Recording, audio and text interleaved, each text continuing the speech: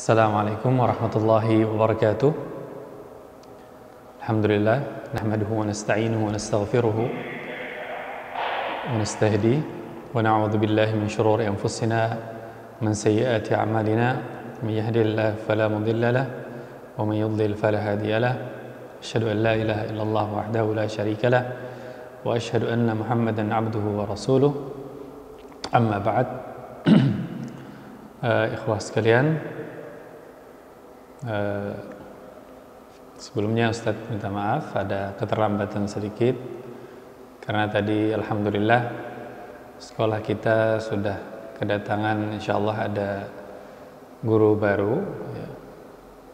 Insyaallah nanti kalau sudah antum kembali ke pesantren karena jumlahnya yang banyak, kalau online ini mungkin bisa digabung ya, satu kelasnya 30 lebih, tapi nanti kalau masuk langsung tentunya lebih sedikit pembagiannya, jadi perlu tenaga yang lain. Nah, insyaallah sudah ada kalau diperlukan. Nah, kemudian pada hari ini insyaallah kita meneruskan pelajaran kita pada sirah Nabi sallallahu alaihi wasallam, yaitu pada halaman 30 afwan, halaman 41. Astagfirullah. Bukan.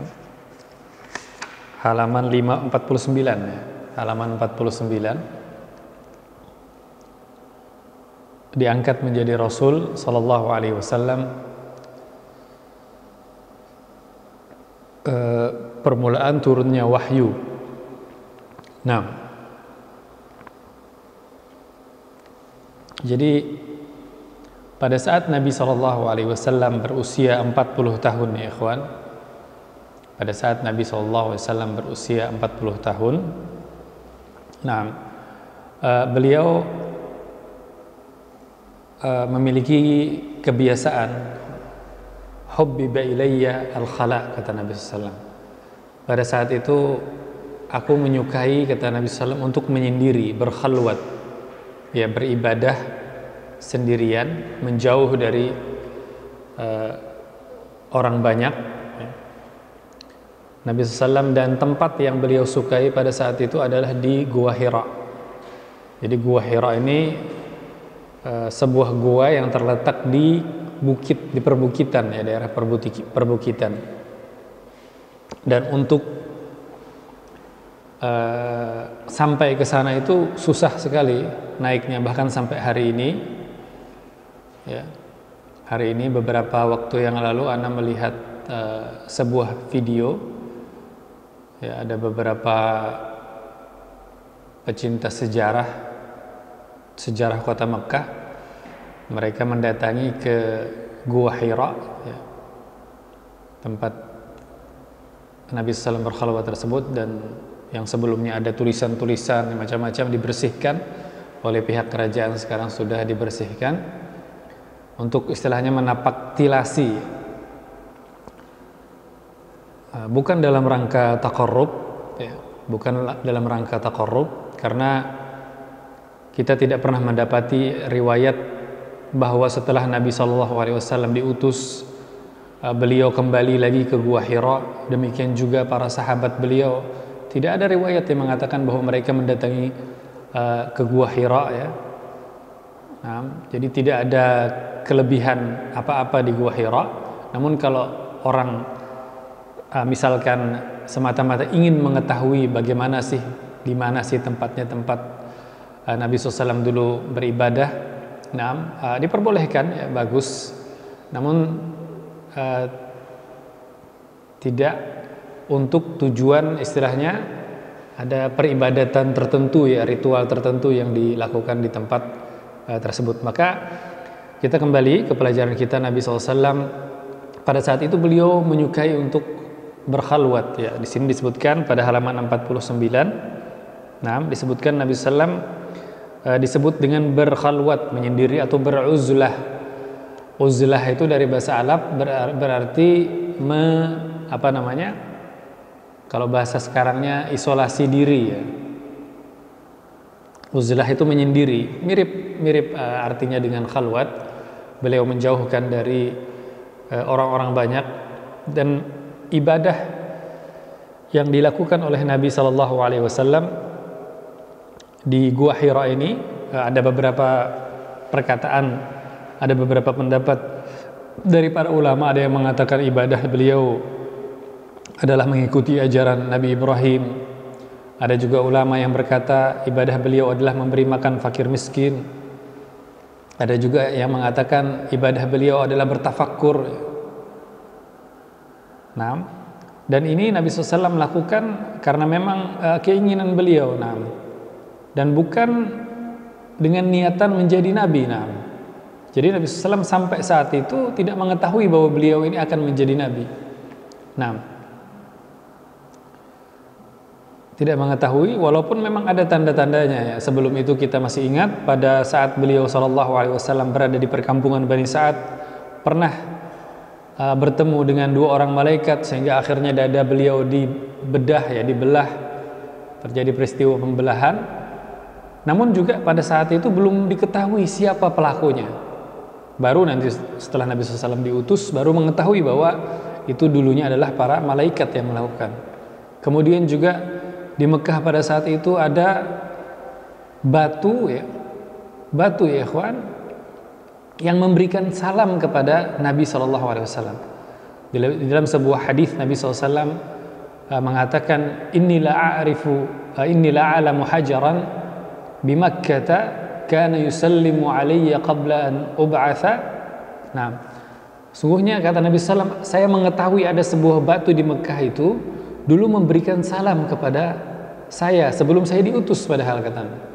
Jadi Nabi SAW lewat ya, kemudian batu mengucapkan assalamualaikum. Nah, mengucapkan salam kepada beliau. Nah, dan kata beliau bahkan, dan saya masih mengetahui batu itu di Mekah sampai saat ini, kata Nabi SAW. Setelah beliau diutus, beliau mengatakan saya masih mengetahui. Jadi kemungkinan Nabi SAW mengucapkan hadis ini pada saat beliau di Madinah. Kemungkinan setelah hijrah beliau menceritakan tentang dulu adanya batu yang memberikan salam kepada beliau ya. Kemudian juga peristiwa pembedahan. Ini diantara hal-hal yang pernah dialami oleh Nabi SAW, walaupun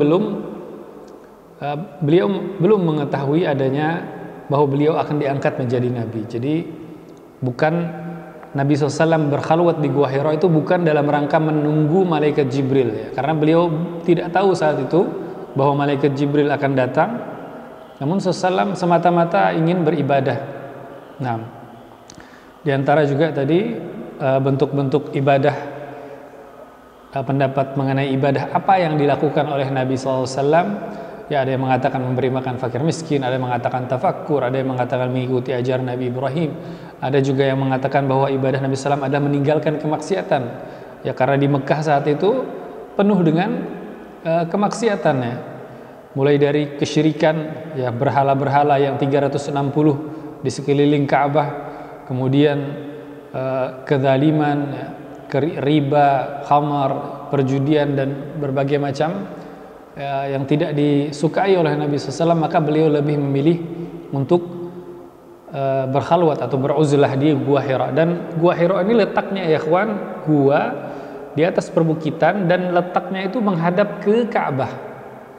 Jadi kalau Nabi SAW ke depan dari gua, keluar dari gua ini, bisa beliau langsung melihat Ka'bah pada saat beliau beribadah. Juga bisa melihat bagaimana apa yang dilakukan masyarakat, maka menjadikan hati beliau istilahnya risau ya, bersedih ya.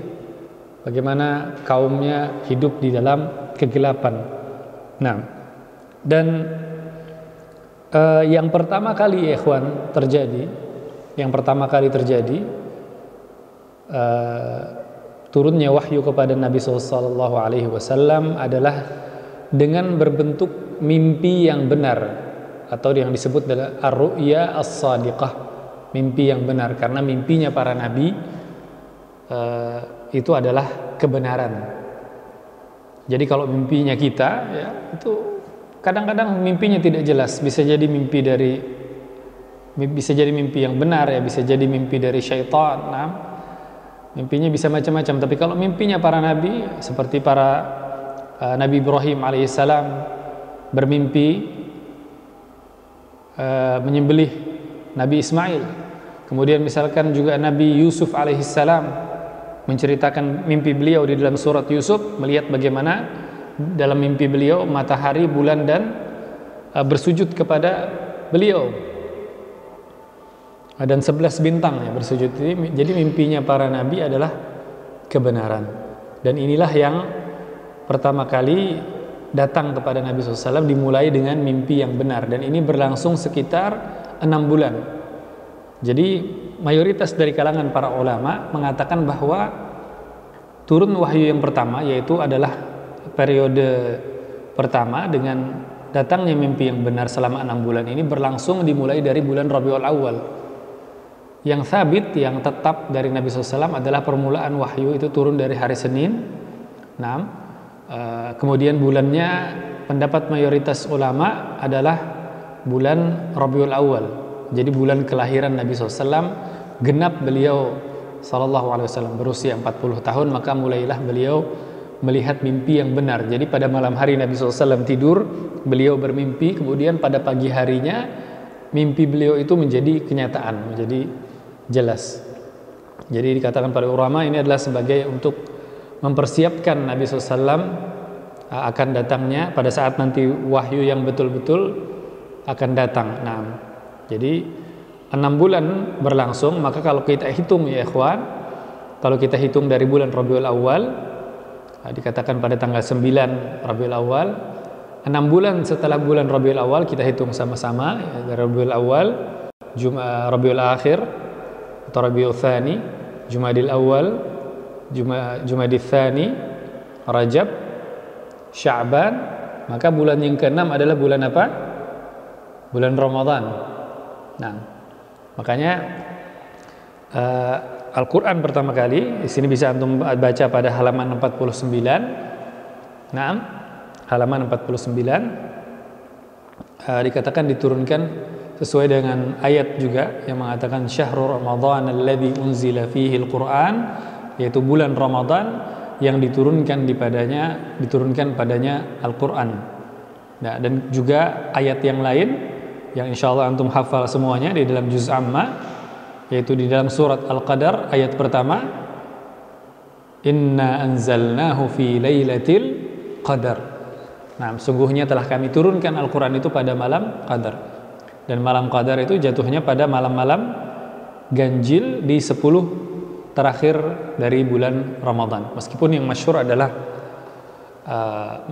meskipun yang mungkin biasa kita kenal itu turunnya 17 Ramadan nuzulul Quran. Padahal sebetulnya yang lebih kuat adalah justru pada malam Lailatul Qadar, itu sesuai dengan ayat dalam surat Al-Qadar ya. Menafsirkan ayat dengan ayat.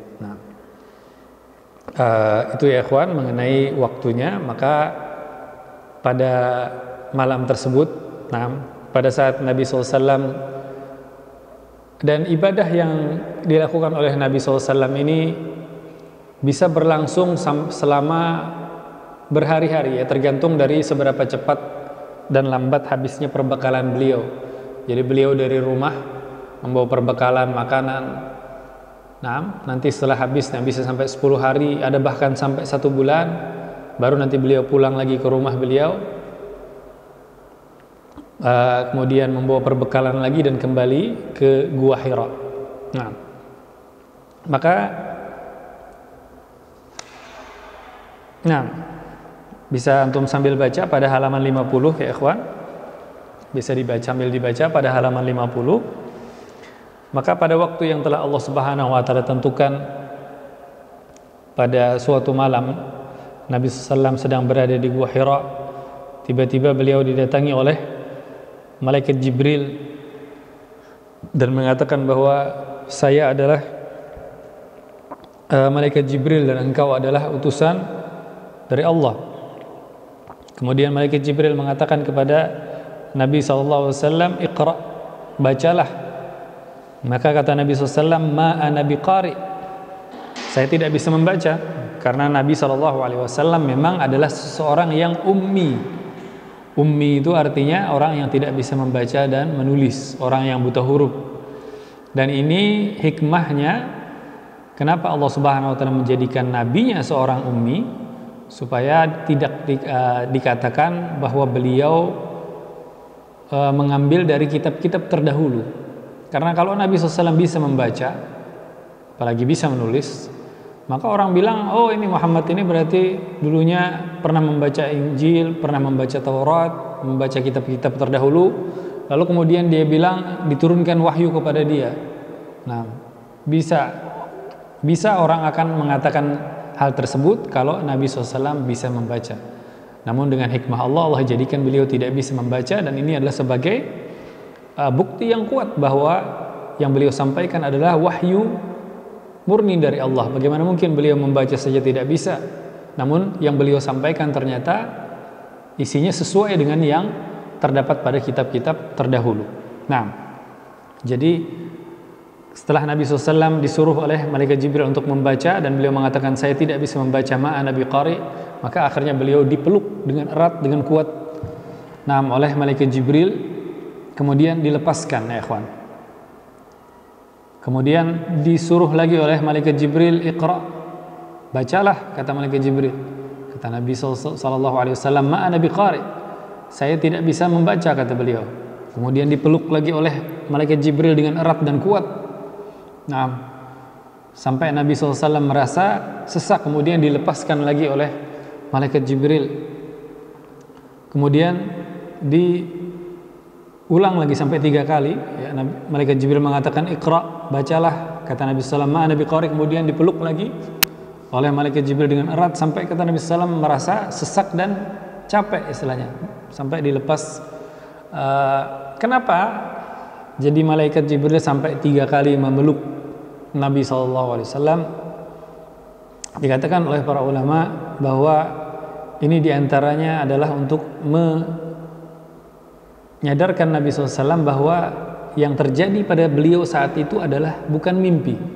Kenapa? Karena sebelumnya, kita tahu tadi, sebelum kejadian ini, selama 6 bulan yang terjadi pada beliau adalah mimpi yang benar. Nah, jadi ini untuk membedakan bahwa yang terjadi sekarang ini bukan mimpi, adalah makanya itu malaikat Jibril sampai memeluk Nabi SAW sampai 3 kali. Ya mungkin mirip ya seperti orang sekarang, mungkin katanya kalau ini bukan mimpi tolong cubit saya, katanya. Cubit, kalau dicubit sakit berarti itu bukan mimpi, tidak tidur. Nah, mungkin seperti itu lah istilahnya. Jadi hikmah dari kenapa malaikat Jibril, maka setelah 3 kali tadi malaikat Jibril memeluk Nabi dan Nabi mengatakan tidak bisa membaca, maka setelah itu turunlah ya 5 ayat pertama. Malaikat Jibril menyampaikan dari surat Al-Alaq, Iqra bismi rabbikal ladzi khalaq, bacalah dengan nama Tuhanmu yang menciptakan. Iqra bismi rabbikal ladzi khalaq, khalaqal insana min 'alaq, yang mana telah menciptakan manusia dari segumpal darah. Dan bisa antum baca pada halaman 50 ya ikhwan. Iqra wa rabbukal akram, bacalah dan Tuhanmu lah yang maha mulia. Alladzi 'allamal insana bil qalam, yang telah mengajarkan manusia dengan pena, dengan perantaraan qalam, ya pena. 'Allamal insana ma lam ya'lam, yang mengajarkan kepada manusia apa yang belum ia ketahui. Nah, ini dalam surat Al-Alaq, 5 ayat pertama ini. Maka dan wahyu ini juga lah ya ikhwan dikatakan menjadi resmi. Dengan itu Nabi SAW diangkat menjadi nabi. Jadi nabi adalah orang yang mendapatkan naba. Nabi orang yang mendapatkan naba, orang yang mendapatkan wahyu, ya. Telah menerima wahyu untuk pertama kali, Nabi SAW resmi diangkat menjadi nabi dengan 5 ayat pertama dari surat Al-Alaq ini. Kemudian setelah itu Nabi SAW pun pulang ke rumah beliau, kepada istri beliau, ya, dalam keadaan ketakutan. Nah, maka setelah datang ke rumah sampai, beliau langsung minta kepada istri beliau untuk menyelimuti, zammiluni, ya, selimuti saya, kata Nabi SAW, selimuti saya. Ya, bahkan di hadis itu disebutkan sampai bergemetar istilahnya daging yang ada di antara bahu dan leher Nabi SAW. Jadi ada daging yang terletak di antara leher dan bahu. Ini biasanya kalau orang dalam keadaan takut itu akan bergetar. Nah, dalam suatu hal yang manusiawi, ya, satu hal yang manusiawi, Nabi SAW juga manusia, ya, beliau tiba-tiba ya bertemu dengan orang yang tidak dikenal, kemudian mendekap ya 3 kali di tempat yang gelap, yang padahal sebelumnya beliau sekian lama tidak pernah ada orang, ya, tidak bertemu orang di Gua Hira. Ini tiba-tiba kok ada orang di Gua Hira, orang yang tidak dikenal, ya. Misalnya, maka wajar Nabi SAW merasa ketakutan. Maka beliau pun setelah diselimuti, agak ditenangkan oleh Khadijah, maka beliau pun bercerita dan mengatakan bahwa saya takut sesuatu yang buruk akan menimpa saya. Maka Khadijah radhiyallahu anha pun menenangkan Nabi SAW dan mengatakan, demi Allah, Allah tidak akan mencelakakanmu selamanya. Nah, demi Allah, Allah tidak akan mencelakakanmu selamanya. Kenapa? Kemudian Khadijah pun menyebutkan sifat-sifat kebaikan yang ada pada Nabi SAW. Sungguhnya engkau adalah orang yang jujur perkataannya, suka menolong orang yang kesusahan, engkau memuliakan tamu, menyambung silaturahmi, ya. Sifat-sifat kebaikan yang ada pada Nabi SAW yang Khadijah dengan pengamatan beliau, ya, karena pada saat itu tentunya Khadijah berbicara bukan melalui wahyu, bukan dari wahyu yang sampai, karena Nabi SAW baru saja mendapat wahyu pertama adalah surat Al-Alaq. Namun Khadijah berbicara melalui pengamatan dan pengalaman hidup beliau. Beliau mendapati bahwa radhiyallahu anha, bahwa orang-orang yang terkumpul padanya 5 sifat-sifat tersebut, ya, orang yang membantu orang yang kesusahan, yang jujur perkataannya, kemudian yang menyambung silaturahmi, memuliakan tamu, menolong orang yang kekurangan, maka orang-orang seperti ini tidak akan dicelakakan oleh Allah. Allah akan menjaga dan melindungi dia. Tentunya dengan syarat melakukannya karena ikhlas, ya, ikhlas karena Allah Subhanahu wa taala, bukan karena menginginkan balasan atau pengen popularitas.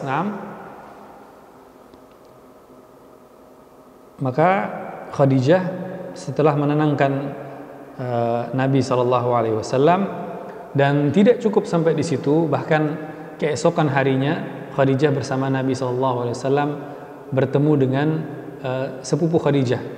Ya, kebetulan Khadijah memiliki sepupu, saudara sepupu yang mengenal tentang agama-agama terdahulu. Mengenal agama-agama terdahulu, yaitu Waraqah bin Naufal. Ya, Waraqah bin Naufal ini adalah beliau pemeluk agama Nasrani.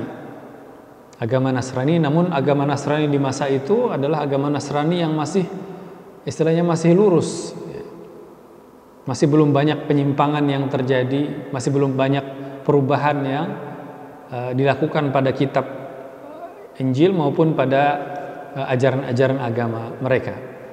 Maka bertemulah Khadijah bersama Nabi SAW dengan Waraqah. Kemudian mengatakan kepada Waraqah, dengarkanlah apa yang akan disampaikan oleh saudaramu. Nah, Khadijah meminta kepada Waraqah untuk mendengarkan apa yang akan disampaikan oleh Nabi SAW. Maka Nabi SAW pun menceritakan kepada Waraqah.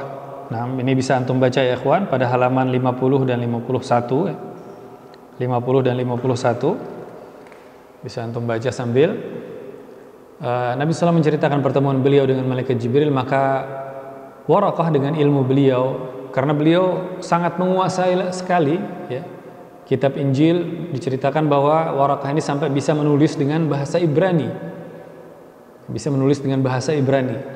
Jadi menguasai bahasa yang ditulis kitab Injil dengannya, beliau menguasai betul. Nah, jadi begitu mendengar cerita yang disampaikan oleh Nabi, bagaimana ciri-ciri orang yang ditemui, apa saja yang dilakukan, beliau mendapati banyak kesamaan dengan malaikat yang datang menurunkan wahyu kepada para nabi, dan beliau pun mengatakan bahwa ini adalah namus. Namus itu dalam bahasa Arab adalah pembawa kabar baik. Namus adalah pembawa kabar yang baik. Namus artinya malaikat Jibril, yang ini adalah Namus, ini adalah malaikat Jibril yang datang kepada Nabi Musa alaihissalam. Ya. Karena hanya malaikat yang menurunkan wahyu adalah malaikat Jibril alaihissalam. Maka kemudian Waraqah pun mengatakan, seandainya, kata Waraqah, aku masih muda, dan pada saat kejadian ini Waraqah sudah tua, bahkan sudah buta matanya. Beliau sudah tua dan sudah buta matanya. Kata beliau, seandainya saya masih muda, nah, niscaya saya akan membantu kamu pada saat kaummu mengeluarkanmu. Nah, kemudian dalam riwayat yang lain disebutkan, Waraqah mengatakan kepada Nabi SAW, kaummu akan mendustakanmu, kaummu akan menyakitimu, nah, dan kaummu akan mengusirmu dari negeri. Jadi ada 3 yang disampaikan Waraqah. Ketika dikatakan oleh Waraqah bahwa kaummu akan mendustakanmu, padahal sebelum kejadian ini Nabi SAW adalah al-amin di Mekah, orang yang paling dipercaya oleh penduduk Mekah. Bahkan pada saat terjadi perselisihan, ya, siapa yang meletakkan Ka'bah, siapa yang meletakkan Hajar Aswad di Ka'bah, Nabi SAW sendirian, beliau bisa menyelesaikan pertikaian dan diterima oleh semua pihak sampai mendapat gelar al-amin. Ini kok tiba-tiba Waraqah mengatakan akan mendustakanmu, namun Nabi SAW diam saja, ya. Kemudian Waraqah juga menyatakan bahwa mereka akan menyakiti kamu, Nabi SAW masih diam. Namun ketika Waraqah mengatakan mereka akan mengusirmu, maka Nabi SAW baru beliau menyahut, awamukhrijiyahum, apakah mereka akan mengeluarkan saya, kata Nabi SAW, apakah mereka akan mengusir saya? Jadi diambil dari sini, ya ikhwan, bahwa dikatakan para ulama bahwa mencintai tanah air, mencintai tanah asal itu adalah sesuatu yang fitrah di dalam manusia. Bahkan Nabi SAW sangat mencintai Mekah, tempat kelahiran beliau. Ya, bahkan pada saat beliau hijrah nantinya, beliau keluar dari Mekah, beliau sampai berucap, nah, sungguhnya engkau adalah tempat yang paling aku cintai, dan kalau tidak karena kaummu mengusir aku, niscaya aku tidak akan keluar dari situ, kata Nabi SAW. Karena hijrah, kaum Quraisy saat itu sudah bersepakat untuk membunuh Nabi SAW, maka beliau pun terpaksa harus keluar daripadanya. Nah, maka ini diambil bahwa mencintai tanah air itu adalah hal yang fitrah pada manusia, bahkan pada Nabi SAW. Maka Waraqah pun menjawab ketika Nabi SAW bertanya, apakah saya akan diusir? Kata Waraqah, tidaklah datang seseorang dengan apa yang engkau bawa, kecuali dia akan diusir oleh kaumnya. Nah,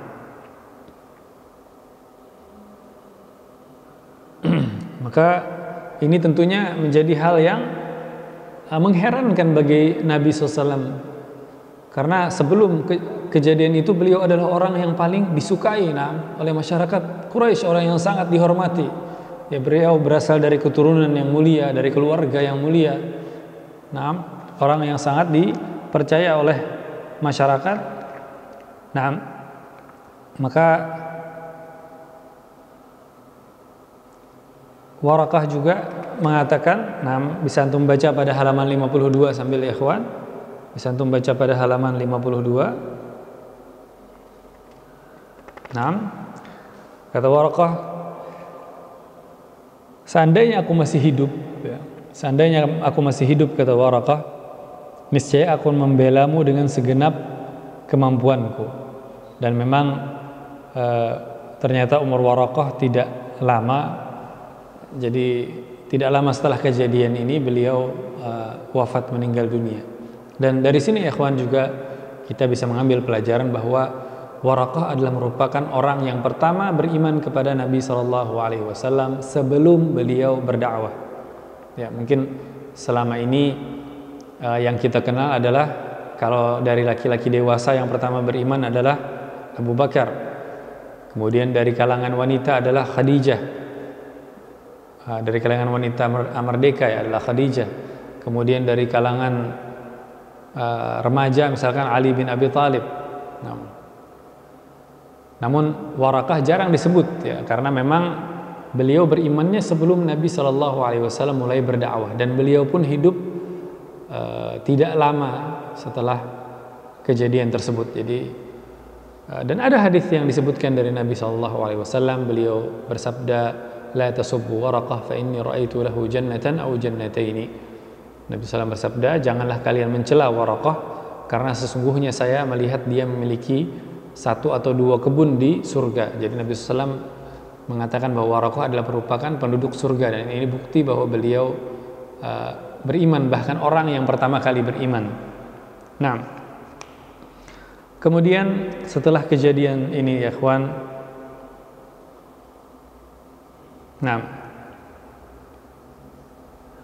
afwan, ada yang tertinggal sedikit ya. Ada yang tertinggal sedikit pada halaman 51 tadi ya, ketika Khadijah memuji Nabi SAW. Sebetulnya ya ikhwan, di dalam agama kita memuji itu adalah hal yang dibenci ya, hal yang dilarang. Nah, bahkan sampai disuruh untuk menaburkan tanah ke wajah orang-orang yang memuji. Namun ini tentunya tidak pada semua keadaan. Ada keadaan-keadaan tertentu yang mana seseorang itu diperbolehkan untuk menyampaikan pujian. Di antaranya pada saat Khadijah memuji Nabi SAW. Kenapa Khadijah memuji? Karena pada saat itu Nabi SAW dalam keadaan ketakutan, khawatir akan keselamatan diri beliau. Maka Khadijah memuji untuk menenangkan Nabi SAW dengan sifat-sifat yang memang ada pada diri beliau SAW. Jadi ada maslahat yang diinginkan di sana, maka diperbolehkan. Walaupun adapun memuji yang diharamkan itu adalah tentunya untuk ya dianggap penjilat ya, atau menginginkan maslahat keduniawian dengan memuji orang tersebut, sehingga nanti orangnya senang dan nanti misalkan memberikan manfaat duniawi. Nah, ini yang dilarang. Nah, adapun untuk menyemangati orang yang misalkan dianggap down ya, orang sedang ketakutan ya, kita memuji dengan pujian yang memang ada pada diri orang tersebut untuk supaya orangnya tenang dan bersemangat kembali ya. Atau misalkan orang dijatuhkan secara zalim ya, namanya dijatuhkan secara zalim, maka boleh kita membela ya orang tersebut dengan memuji dia, nah, untuk supaya mempertahankan nama baik dan harga dirinya. Nah, ini sedikit faedah mengenai pujian ya ikhwan. Kemudian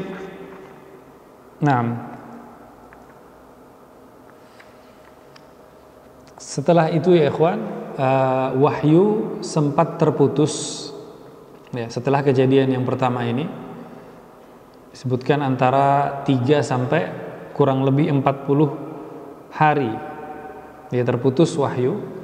Dan kenapa terputus? Kenapa tidak langsung bersambung ya wahyu yang datang pertama, kedua? Dikatakan oleh para ulama di antara hikmahnya adalah yang pertama untuk menghilangkan ketakutan yang ada pada diri Nabi SAW. Jadi biar Nabi SAW tenang dulu ya, karena setelah kejadian yang pertama beliau masih ketakutan. Maka supaya Nabi SAW hilang rasa takutnya, tenang kembali dan siap untuk menerima wahyu. Dan juga diantaranya adalah menunjukkan bahwa wahyu adalah mutlak dari Allah Subhanahu wa taala. Wahyu adalah mutlak dari Allah Subhanahu wa taala. Allah lah yang berkehendak kapan Allah ingin menurunkannya. Nah, adapun Nabi SAW beliau hanya menyampaikan wahyu dari Nabi SAW. Maka pada masa ini Nabi SAW ada rasa rindu akhirnya, karena setelah kejadian yang pertama kali, bahkan disebutkan di dalam hadis Bukhari, bahwa Nabi SAW sempat naik ke atas gunung yang tinggi, bahkan seakan-akan beliau ingin berpikir untuk loncat, istilahnya lompat. Maka pada saat itu malaikat Jibril pun menampakkan diri kepada Nabi SAW dan mengatakan, sesungguhnya engkau adalah benar-benar utusan Allah. Maka mendengar itu Nabi SAW pun menjadi tenang kembali. Nah, dan ini bisa antum baca pada halaman 52 ya ikhwan. Kemudian halaman 53 ya, halaman 53 turunnya wahyu kembali ya.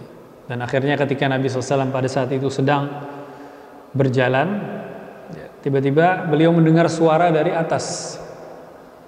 Maka beliau pun menoleh ke atas dan melihat malaikat yang Jibril yang pertama beliau lihat di Gua Hira sedang duduk di antara langit dan bumi. Ya, malaikat Jibril duduk di atas, ya pemandangan yang tentunya sangat dahsyat sekali. Nah, maka Nabi SAW pun bergegas pulang ke rumah. Nah, dan beliau berkata kepada istri beliau, "Selimuti aku, zammiluni, zammiluni."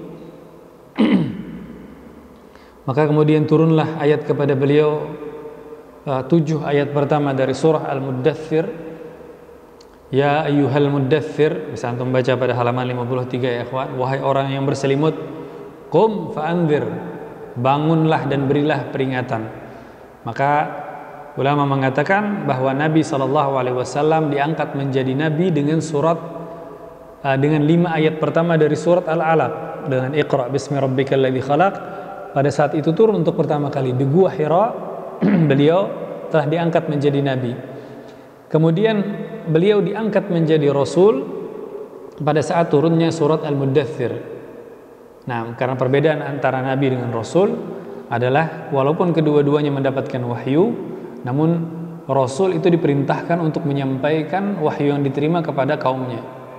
Adapun seorang nabi itu tidak diperintahkan menyampaikan kecuali dengan apa yang diperintahkan untuk disampaikan. Maka Nabi SAW diangkat menjadi nabi dengan Iqra dan diangkat menjadi rasul dengan Al-Muddathir.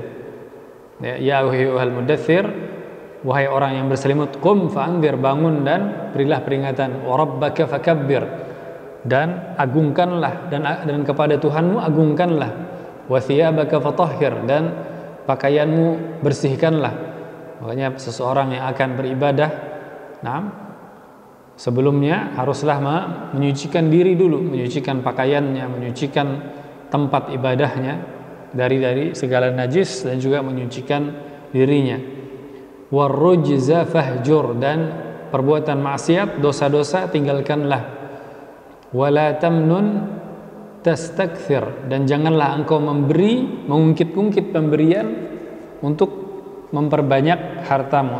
Bisa antum baca pada halaman 54. Nah, terjemahannya, jadi kita memberikan suatu pemberian namun berharap balasan dari orang tersebut. Nah, supaya mungkin hartanya, atau mungkin dapat proyek, atau dapat popularitas. Nah, itu yang dilarang. Wali rabbika fasbir. Nah, dan kepada Tuhanmu bersabarlah. Sebagaimana juga pada ayat yang lain, fasbir kama sabara ulul azmi minar rusul, dan bersabarlah sebagaimana sabarnya para rasul-rasul yang ulul azmi, yang mendapatkan cobaan yang kuat dari kaumnya. Nah, dan kita juga mendapatkan pelajaran ya ikhwan dari perkataan Waraqah. Ketika Waraqah mengatakan kepada Nabi SAW bahwa ini yang datang malaikat Jibril dan kamu akan diusir oleh kaummu, kita mendapat pelajaran bahwa setiap nabi akan memiliki musuh. Nah, bahwa setiap nabi akan dimusuhi, memiliki musuh dari kaumnya. Ya, tidak hanya Nabi SAW saja, tapi nabi-nabi sebelum beliau dimusuhi. Bahkan di antara nabi-nabi ada yang sampai dibunuh oleh kaumnya, ya, seperti nabi dari Bani Israel, Nabi Yahya dan Nabi Zakaria, sampai dibunuh oleh kaum beliau. Nah, maka kalau para nabi saja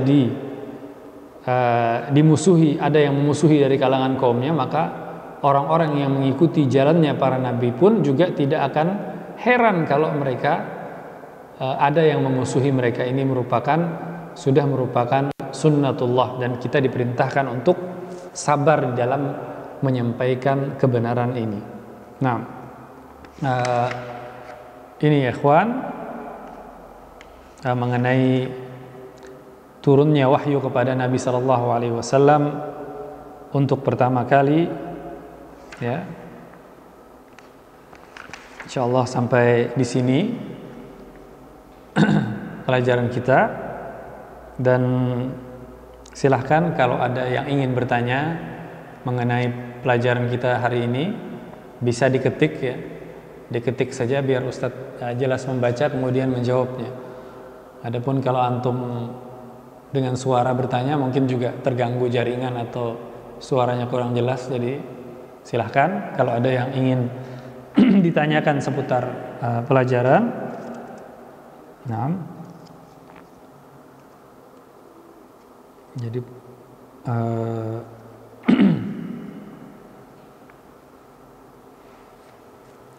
sebagai tambahan, ya ikhwan, tadi juga bahwa yang pertama beriman kepada Nabi SAW adalah Waraqah dari sebelum beliau berdakwah. Adapun sesudah beliau berdakwah, maka dari kalangan laki-laki dewasa adalah Abu Bakar Siddiq, dari kalangan wanita adalah istri beliau Khadijah, dari orang-orang terdekat Nabi tentunya, orang yang berada di rumah Nabi SAW. Kemudian juga dari kalangan remaja ada Ali bin Abi Thalib radhiyallahu an, anak sepupu Nabi yang diasuh oleh Nabi SAW, tinggal di rumah beliau. Karena Nabi SAW sebelum beliau diutus, ya, setelah beliau menikah dengan Khadijah, kemudian Khadijah adalah saudagar dan Nabi SAW menjalankan perdagangan Khadijah. Jadi alhamdulillah keadaan Nabi SAW ekonominya termasuk di antara yang paling bagus saat itu di kalangan Bani Hashim, di kalangan keluarga beliau. Beliau dengan paman beliau Al-Abbas bin Abdul Muttalib ini termasuk di antara orang yang paling kaya di kalangan Bani Hashim. Maka sebagai balasan kebaikan atas dari Nabi SAW terhadap paman beliau Abu Talib, yang mana paman beliau telah mengasuh beliau sejak berumur 8 tahun sampai Nabi menikah, diasuh oleh Abu Talib. Dan Abu Talib ini beliau memiliki banyak anak, namun padahal beliau orangnya tidak kaya, ya. Bukan orang kaya Abu Talib ini. Maka Nabi SAW ingin meringankanlah sedikit beban dari paman beliau.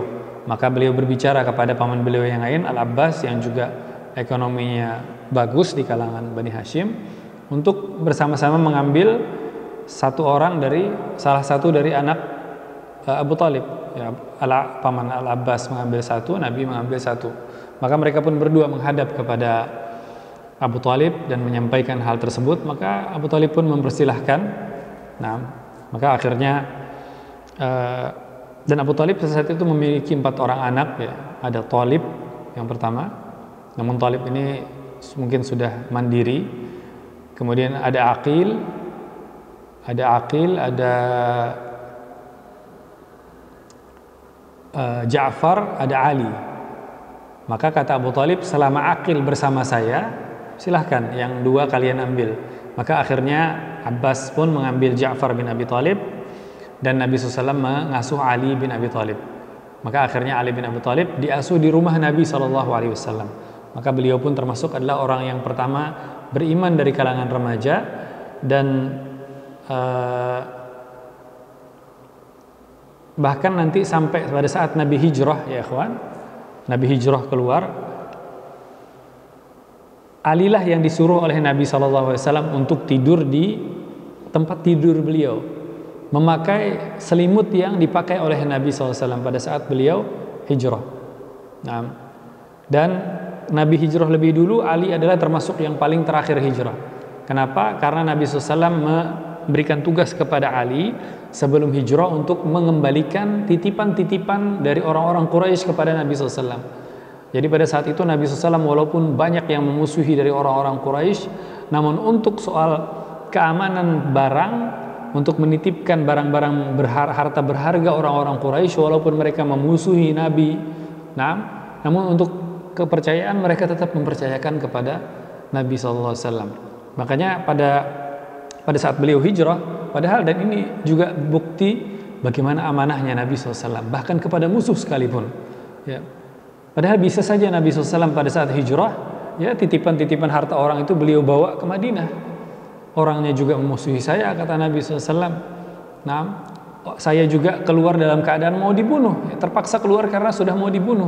12 orang sudah diputuskan ya untuk bersiap menghabisi Nabi SAW, perwakilan dari setiap sukunya. Namun tidak, kebaikan akhlak Nabi SAW tetap beliau tidak mau, bahkan memberikan tugas kepada Ali bin Abi Thalib untuk sebelum hijrah kembalikan dulu kepada yang memberikan titipan kepada Nabi, kembalikan kepada pemiliknya. Baru setelah itu Ali hijrah. Nah, itu ikhwan. Nah, silahkan barangkali ada yang ingin ditanyakan seputar pelajaran kita. Nah, jadi yang perlu digarisbawahi adalah Nabi sallallahu alaihi wasallam, wahyu yang pertama beliau diangkat menjadi nabi dengan 5 ayat pertama dari surat Al-Alaq, dan beliau diangkat menjadi rasul dengan surah Al-Muddathir ya, dari ayat 1 sampai ayat 7. Ini adalah wahyu yang pertama turun kepada Nabi SAW, dan juga membuktikan bagaimana agama Islam ini sangat memperhatikan akan ilmu pengetahuan, sehingga wahyu yang pertama turun adalah perkataan Iqra. Nah, Iqra bismi rabbikal ladzi khalaq. Nah, diperintahkan untuk membaca. Nah, perhatian dari agama ini akan ilmu pengetahuan. Maka kita lihat bagaimana dahulu ya, para khalifah-khalifah terdahulu memberikan hadiah yang begitu besar kepada para ulama atas karyanya. Bahkan ada di antara para khalifah memberikan hadiah bahwa para ulama yang menuliskan kitab-kitabnya itu akan ditimbang dengan emas. Ya, berapa berat kitabnya ditimbang dengan emas, dan emasnya itu akan diberikan sebagai hadiah kepada ulama yang menulis kitab tersebut. Nah, adapun di masyarakat-masyarakat lain saat itu bahkan yang orang-orang ilmuannya bahkan sampai dikejar-kejar dan dibunuh. Nah, mereka memusuhi ilmu. Nah, sementara Islam justru sangat memuliakan ilmu. Nah, di sini ada pertanyaan, apakah Ali ditinggal oleh Rasulullah SAW di Mekah? Iya, Ali mendapatkan tugas pada saat hijrah Nabi SAW. Nabi SAW lebih dulu berhijrah, dan Ali saat itu termasuk yang paling terakhir ya hijrah, karena mendapatkan tugas dari Nabi SAW. Bahkan pada malam beliau akan dibunuh ya, sudah mendapatkan wahyu beliau saat itu untuk jangan Nabi SAW tidur di tempat tidur yang biasa. Maka akhirnya beliau memerintahkan Ali untuk tidur di tempat tidur beliau. Nah, karena yang dicari oleh orang-orang Quraisy pada saat itu adalah Nabi. Nah, ketika mereka menemukan Ali, mereka tidak membunuh Ali ya, karena bukan yang diincar, bukan yang menjadi target. Maka setelah Nabi SAW keluar, amanlah beliau SAW. Adapun Ali juga tidak dibunuh oleh orang Quraisy saat itu, dengan tugas yang disampaikan oleh Nabi. Selesai Ali mengembalikan titipan-titipan dari orang Quraisy kepada Nabi, baru beliau terakhir hijrah juga ke Madinah bersama para sahabat yang lain yang sudah lebih dahulu. Nah, mengenai ulangan, nah insyaallah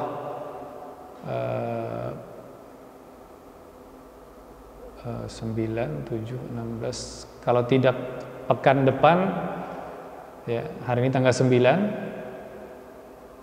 Rabu depan tanggal 16 atau tanggal 23. Nah, insyaallah antara dua tanggal tersebut insyaallah kita akan adakan ulangan harian. Nah,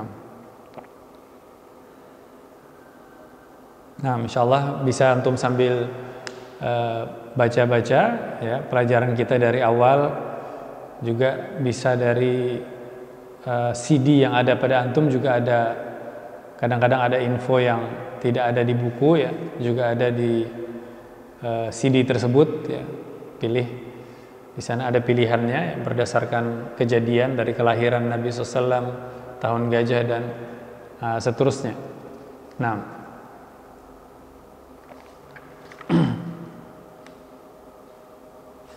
itu ya ikhwan mengenai turunnya wahyu kepada Nabi SAW.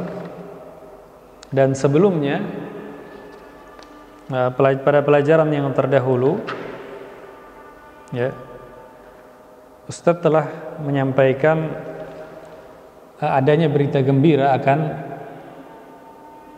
datangnya Nabi SAW pada kitab-kitab terdahulu ya, pada kitab Taurat yang diturunkan kepada orang-orang Yahudi, dan juga dalam kitab Injil